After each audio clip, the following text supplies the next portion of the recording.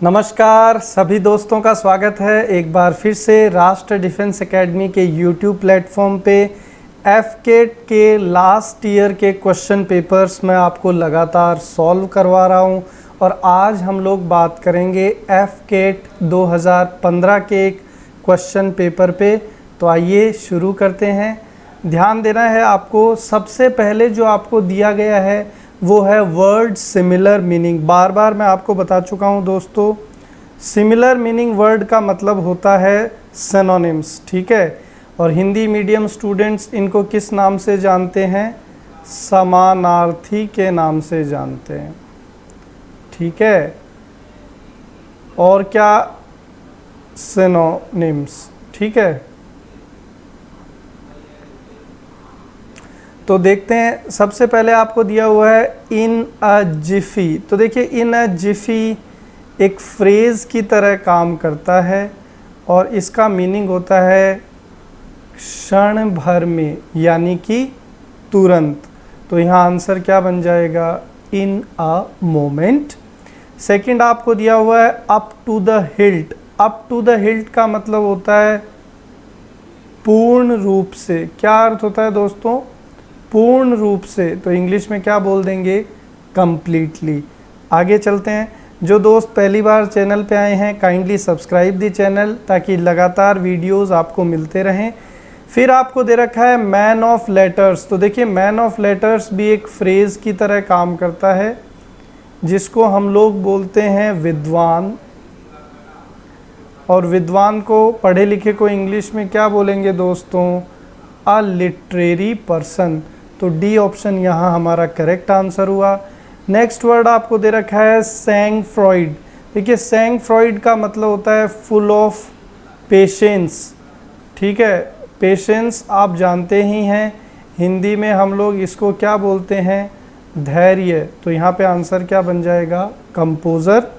Next देखिए, आपको again synonym बताना है। देखिए स्पोरेडिक का मतलब होता है इर्रेगुलर, मतलब जो लगातार नहीं चल रही हो।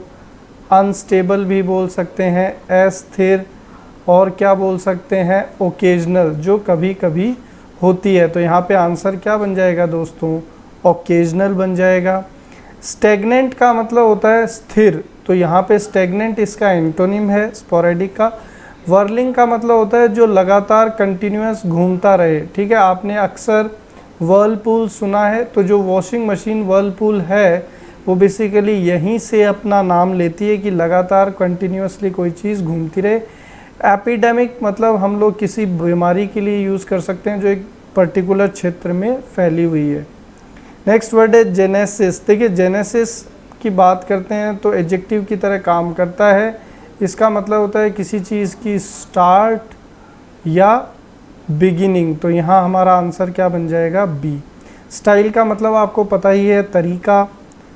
स्ट्रेनुअस, किसी चीज़ को बढ़ाना। अनबेंडिंग मतलब जिसको आप बेंड नहीं कर सकते। नेक्स्ट देखेंगे यहाँ पे, अगेन आपको क्या बताना है दोस्तों? सिनोनिम। इंटिमिडेट की बात करते हैं तो वर्ब की तरह काम करता है। इसका मतलब होता है डराना। तो डराने को आप इंग्लिश में क्या बोल सकते हैं? फ्राइटन बोल सकते हैं। क्या बोल सकते हैं? फ्राइटन। मिसलीड का मतलब होता है गलत इन्फॉर्मेशन देना। मिसप्लेस का मतलब किसी चीज़ को गलत स्थान पे रख देना। और मिसप्लेस हम लोग ये भी बोल सकते हैं कि किसी चीज़ को खोने को, ठीक है। कोई चीज़ आपने कहीं रखी और फिर नहीं मिल रही तो मिसप्लेस हो गई, तो उसके लिए भी यूज़ करते हैं। डेमोरलाइज का मतलब होता है किसी के विश्वास में कमी कर देना, किसी के कॉन्फिडेंस को ख़राब करना, किसी के मोटिवेशन को ख़राब कर देना। That is known as demoralize. Word है आपके पास क्लेमेंसी। देखिए क्लेमेंसी की बात करते हैं तो मीनिंग होता है फुल ऑफ काइंडनेस, दया से भरा हुआ, ठीक है। एक और वर्ड आप इसके लिए क्या लिख सकते हैं? जेनरोसिटी आप लिख सकते हैं। एक वर्ड और आप क्या लिख सकते हैं? बेनेवोलेंस लिख सकते हैं। तो यहाँ पे हमारा आंसर क्या बनेगा? सेंसिबिलिटी मतलब किसी चीज़ को लेकर दया भाव होना। कॉम्प्रोमाइज़ मतलब किसी से किसी चीज़ पर राज़ी होना, एग्री हो जाना। इनटॉलरेंस मतलब संयम की कमी होना। नेक्स्ट क्वेश्चन, अब यहाँ से बात होगी किसकी? एंटोनिम्स की। बेसिकली हम लोग इनको क्या बोलते हैं, विलोम शब्द। तो कैजुअल पार्ट्स ऑफ स्पीच में वर्ब है, इसका मतलब होता है किसी को मनाना या राजी करना। तो इसके देखिए सिनोनिम्स की अगर बात की जाए तो आप लिख सकते हैं परसुएड, आप लिख सकते हैं कॉक्स, आप लिख सकते हैं फ्लैटर, आप लिख सकते हैं कन्विंस। ये सारे किसके सिनोनिम्स होंगे, कैजुअल के। तो यहाँ पे एंटोनिम क्या होगा, बुली। बुली का मतलब होता है किसी को परेशान करना, ठीक है। नेक्स्ट वर्ड आपको दे रखा है मेलवोलेंट। देखिए मेलवोलेंट की अगर बात करता हूँ तो पार्ट्स ऑफ स्पीच में क्या है, एडजेक्टिव है। तो इसका मतलब होता है वन हु हार्म्स अदर्स। एक ऐसा व्यक्ति जो दूसरों को हानि पहुंचाता है, उसके लिए हम लोग मेलवोलेंट बोल सकते हैं। तो अपोजिट क्या वर्ड होगा, काइंडली। काइंडली का मतलब दया भाव से संबंधित। वैक्वस खाली, प्रिमिटिव पुराना। एम्बीवेलेंट का मतलब होता है द्विअर्थी। नेक्स्ट देखिए, अगेन आपको एंटोनिम बताना है, अपोजिट की बात होती है। परगेटरी का मतलब होता है किसी को पीड़ा देना, यातना देना, परेशान करना। तो अपोजिट क्या बन जाएगा, रिवार्ड। रिवार्ड का मतलब क्या होता है, किसी को पुरस्कृत करना, ठीक है। तो यहाँ पे A option is our correct answer. Celestial का मतलब होता है आकाश या अंतरिक्ष से संबंधित। फ्लॉलेस का मतलब होता है बिना किसी गलती के, without fault, without mistake. Proximity का मतलब होता है पुराना। नेक्स्ट यहाँ पे देखिए फ्रेजेस की बात करते हैं, ईडियम्स एंड फ्रेजेस।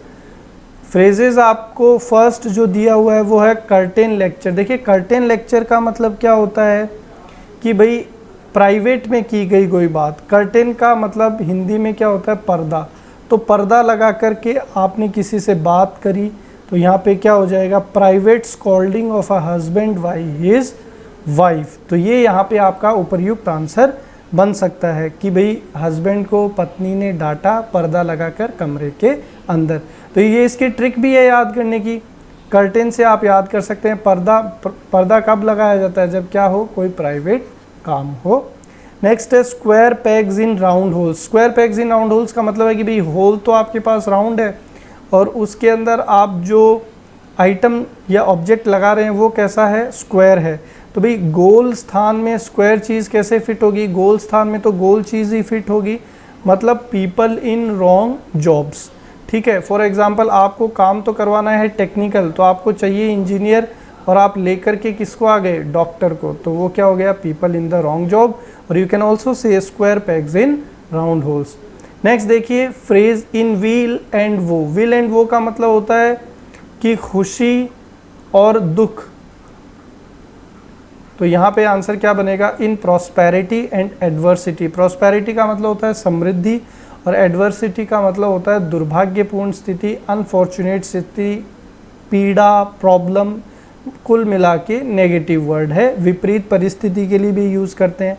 नेक्स्ट है ग्लोब ट्रॉटर्स। ग्लोब ट्रॉटर्स का मतलब एक ऐसा व्यक्ति जो अलग अलग स्थान पे घूमता है या घूमने का शौकीन है। तो यहाँ पे आंसर हमारा क्या बन जाएगा, D option, travellers around the world. तो this is the way to learn and prepare for AFCAT examinations. जुड़े रहिए, सीखते रहिए, चैनल को सब्सक्राइब कर लीजिए ताकि नेक्स्ट वीडियो का नोटिफिकेशन सबसे पहले आपको मिले। जय हिंद, जय भारत।